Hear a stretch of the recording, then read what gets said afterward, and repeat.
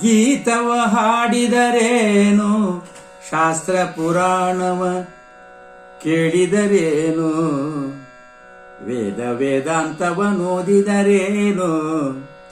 ಮನವೊಲಿದು ಲಿಂಗ ಜಂಗಮ ಪೂಜಿಸಲರಿಯದವರು,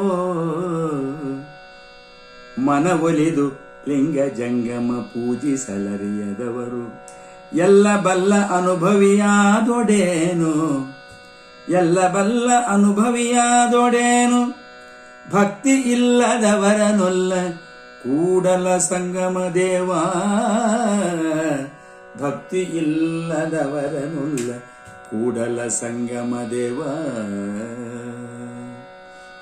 ಬಸವಣ್ಣನವರು ತಮ್ಮ ವಚನಗಳಲ್ಲಿ ಹೇಳ್ತಾರೆ, ಒಂದು ಕಡೆ ಭಕ್ತಿ ಇಲ್ಲದವರನೊಲ್ಲ ಕೂಡಲ ಸಂಗಮ, ಯಾವಾಗ ಅಂತಃಕರಣ ಪರಿಶುದ್ಧವಾದಂಥ ಭಕ್ತಿ ಬೇಕು,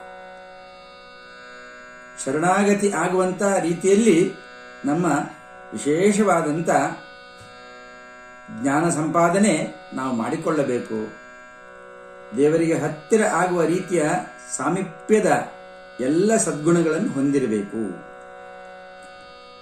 ನಾನು ಗೀತೆ ಓದಿದ್ದೇನೆ, ಶಾಸ್ತ್ರ ಓದಿದ್ದೇನೆ, ಪುರಾಣ ಗೊತ್ತು, ವೇದ ವೇದಾಂತ ಎಲ್ಲವೂ ಕೂಡ ಬಲ್ಲವನಾಗಿದ್ದೇನೆ ಅಂದರೆ ಪ್ರಯೋಜನ ಇಲ್ಲ. ಮನವೊಲಿದು ಲಿಂಗ ಜಂಗಮ ಪೂಜಿಸಲು ಅರಿಯದವನು, ಮನಸ್ಸಿನಲ್ಲಿ ಅಂತಃಕರಣ ಪರಿಶುದ್ಧವಾಗಿ ಆ ಪೂಜಾ ಕ್ರಮಾದಿಗಳು, ಇನ್ನುಳಿದಂಥ ಜೀವನ ಕ್ರಮದ ಕರ್ತವ್ಯ ಕರ್ಮಾದಿಗಳು, ಧರ್ಮ ರಕ್ಷಣೆಯ ಎಲ್ಲ ವಿಚಾರಗಳನ್ನು ಸರಿಯಾಗಿ ಅರಿತು ಆ ಮೂಲಕವಾಗಿ ನಮ್ಮ ಭಕ್ತಿಯನ್ನು ದೇವರಿಗೆ ಸಲ್ಲಿಸಬೇಕು ಅಂತ ಅವರ ತತ್ವ.